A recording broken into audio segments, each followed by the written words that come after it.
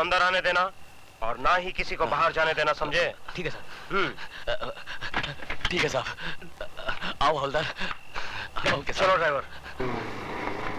आओ हवलदार, आओ आओ। यहाँ से जाना नहीं हवलदार। हाँ हाँ ठीक है, ठीक।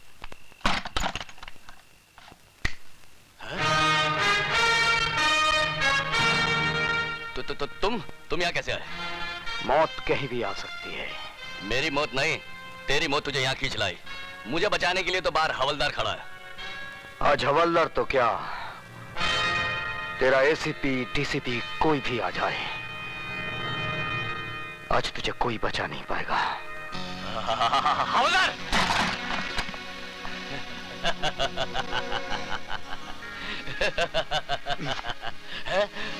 ये क्या कर रहे हो? चुप! चल अंदर चल। लेकिन एसीपी साहब ने कहा था कि ना कोई अंदर आएगा और ना ही कोई बाहर जाएगा। मैं उन्हीं के आगे का पालन कर रहा हूं। सर शायद आपने मुझे पहचाना नहीं, मैं आप ही का पढ़ाया हुआ विद्यार्थी हूँ, शिवाजी गायकवाड़। सर इस कुत्ते की औलाद को जैसा चाहिए वैसा हलाल कीजिए। मेरे होते हुए यहाँ आप कोई नहीं आएगा।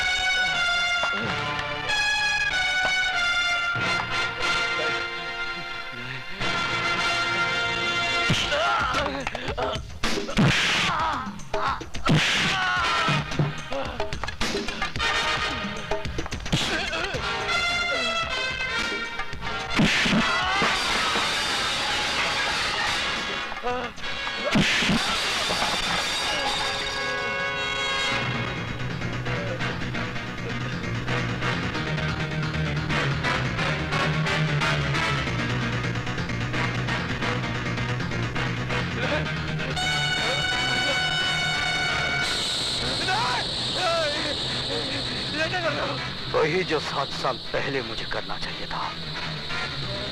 मेरी बहन को मारने के बाद चला गया था। आज मैं तुझे जीते जी जलाऊंगा। तुम्हारे हाथ जोड़ता, मुझे माफ कर दो। नहीं, मुझे माफ कर दो। मुझे माफ कर दो। मुझे माफ कर दो। मुझे माफ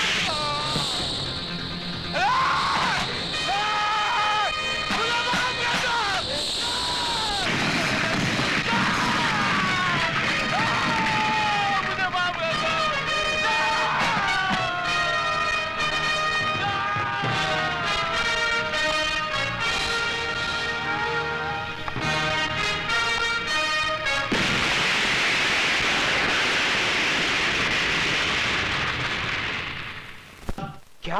हाँ साहब, सदानंद के घर में आग लग गई और घर के साथ साथ सदानंद भी जल के राख हो गया साहब। ये आग लगी नहीं, लगाई गई है, और मैं अच्छी तरह से जानता हूं ये आग किसने लगाई है।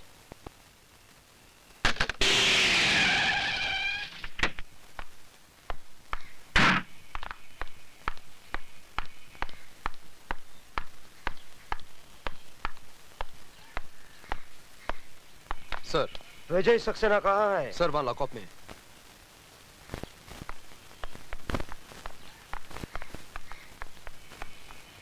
दरवाजा खोलो। बात क्या है सर? विजय सक्सेना लॉकअप में नहीं है। क्या? जी हाँ, उसने कैंटीन ओनर सदानंद का खून कर दिया है। सर लेकिन ये कैसे हो सकता है? अभी बताता हूँ, पहले तुम दरवाजा खोलो। चाबी दो।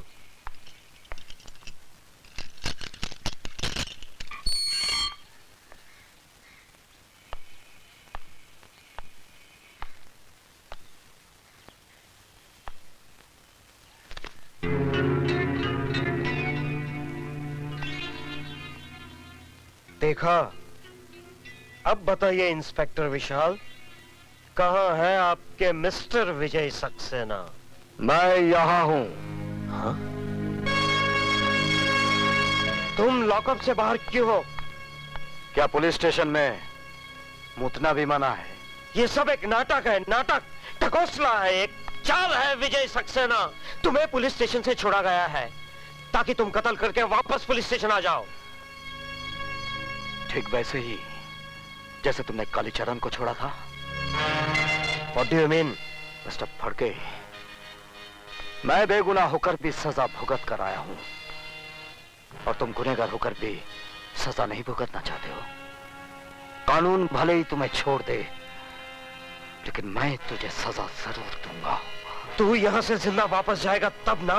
मिस्टर एसीपी फड़के, आप अपनी बंदूक अपने खोखे में वापस रख दीजिए, क्योंकि ये बेल ऑर्डर जिंदा आदमी की है, मुर्दे की नहीं। आप? Yes sir, advocate Ramlakhan Tiwari, BA LLB, आपका पुराना चेला। अब खाता हूँ केला, आप खाएंगे? थैंक यू वेरी मैं मच। अकेला खाऊंगा।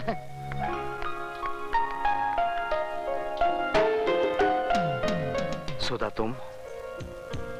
यस सर, इन्होंने आपकी जमानत दी थी। चलिए sir. Thank you Vishal. Sir अभी बहुत काम करने, आप बार बार थैंक यू बोलेंगे तो थक जाओगे। एक ही बार थैंक यू बोलना, क्यों विशाल? ठीक कहा।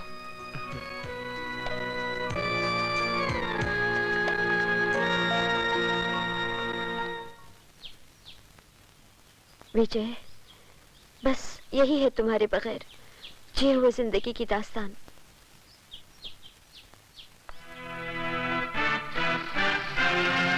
तुम फिक्र मत करो सुधा। जिन लोगों ने हमारे जिस्म के अंदर सुइयां चुबो चुबो कर जहर भरा है, वही जहर वापस उन लोगों पर उगलना है। लो भैया, खिला दो मुझे आखिरी पान। क्यों, खुदकशी करने जा रहे हो? अरे खुदकुशी करने नहीं, मर्डर करने जा रहा हूँ। किसका? जाओ जाओ अंदर जाओ, अंदर।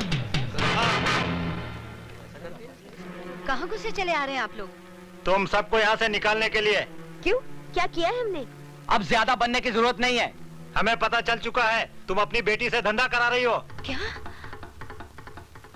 तुम्हारी भलाई इसी में है, फौरन यहाँ से निकल जाओ। कौन है वो माइका लाल जो इन्हें यहाँ से निकालेगा? लो, रंडी का भड़वा भी बोला। किसकी जुबान को तुम रोकोगे बेटा? हाँ हाँ बोलना, क्या कर रहा था तू यहाँ? क्या रिश्ता है तेरा इस लड़की से? अब बोलता क्यों नहीं बे?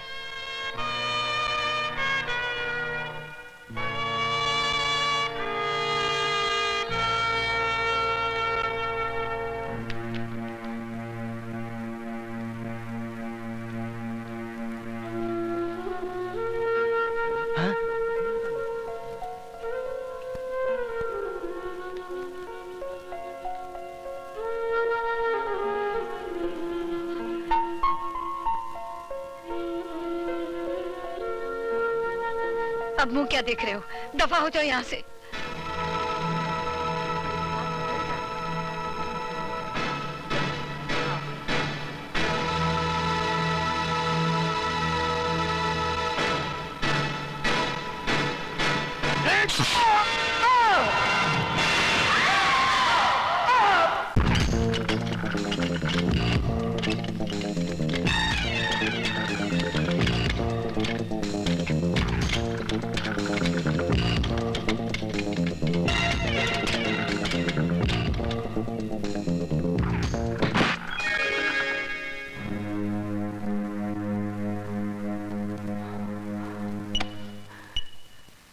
ये इंजेक्शन लगने के बाद कितनी देर के बाद होश आएगा?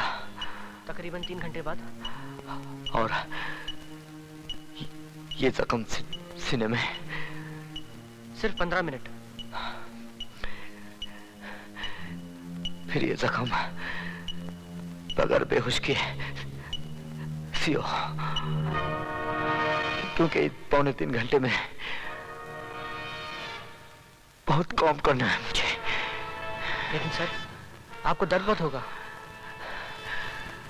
अब तो दर्द सहने की आदत पड़ गई है। चलो अपना काम शुरू करो।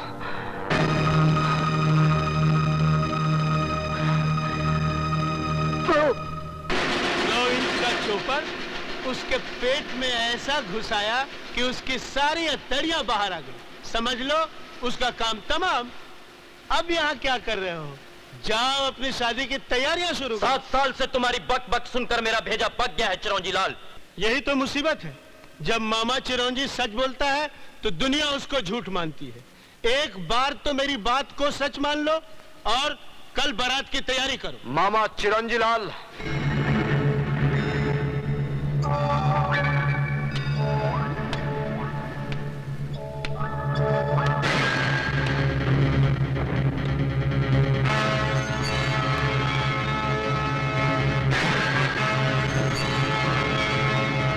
कल में बहुत वक्त है मामा चिरंजी लाल।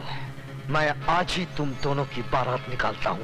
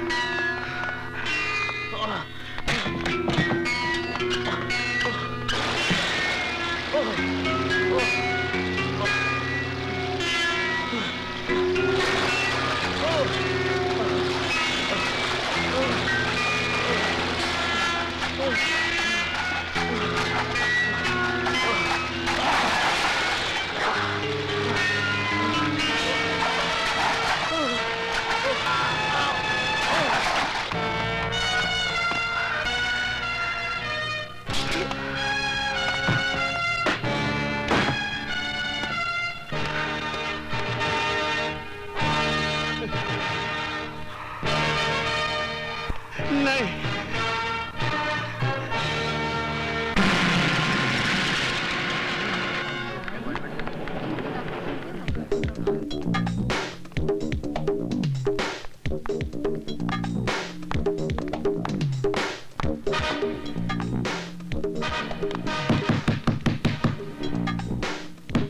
जाओ देखो। ये आप क्या कर रहे हैं? जानते नहीं अंदर ऑपरेशन चल रहा है? तुम्हें अकल देने की जरूरत नहीं। एसीपी हूँ मैं, कोई घसियारा नहीं। जो हरकत आप कर रहे हैं उससे तो आप घसियारे ही नजर आ रहे हैं। Shut up! कौन है? क्या बात है? विजय सक्सेना कहाँ है? हमारे दिल में। बकवास बंद करो और सीधे सीधे मेरी बात का जवाब दो। कहाँ है वो? आइए अंदर। हाँ? ये कैसे हो सकता है?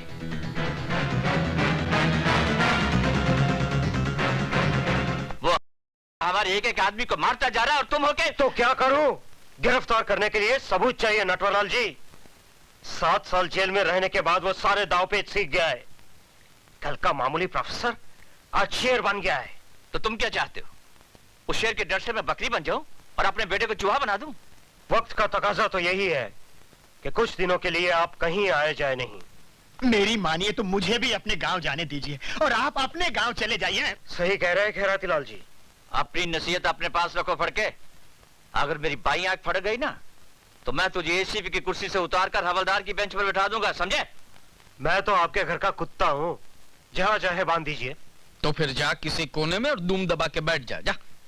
नटवरलाल जी, ये विजय सक्सेना वही चक्रव्यूह रचा रहा है जो हमने 7 साल पहले रचाया था, अंधे कानून का।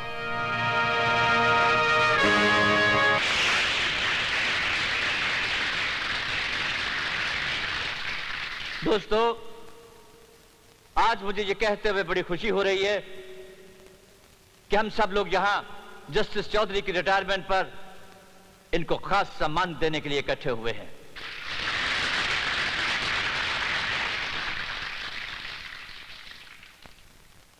कहते हैं कि चांद में भी दाग होता है, लेकिन जस्टिस चौधरी की जिंदगी बिल्कुल बेदाग है।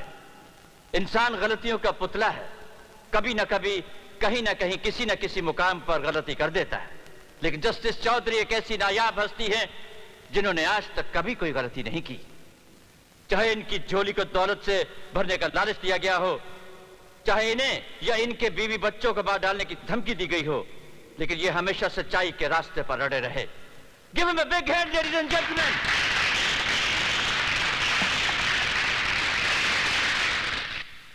साथियों, आपको यकीन होगा कि मैंने कोई गुनाह नहीं किया है, कभी कोई गलत फैसला नहीं किया है, लेकिन मेरा ज़मीर जानता है कि मैंने एक गलती की है।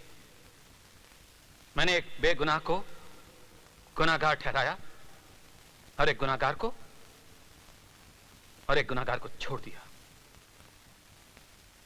मैं जस्टिस चौधरी तमाम दुनिया के सामने अपने जुर्म का इकबाल करता हूं। इसलिए जज जो दूसरों को सजा सुनाता है खुद सजा का हकदार है। लेकिन आज अपने माथे पे लगे उस कलंक को, उस धब्बे को मैं मिटा दूंगा नटवर, तेरे बेटे काली के खून से। ये तुम क्या कर रहे हो? वही जो मुझे 7 साल पहले करना चाहिए था, इंसाफ। रुक जाइए जज साहब।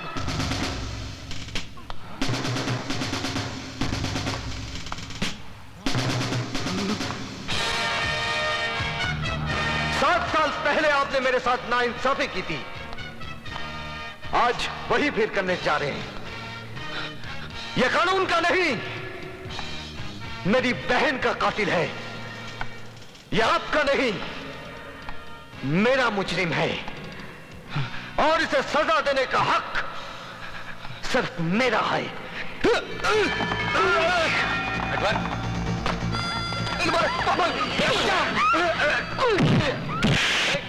चल! कहाँ ले जा रहा हूं मेरे बेटे को?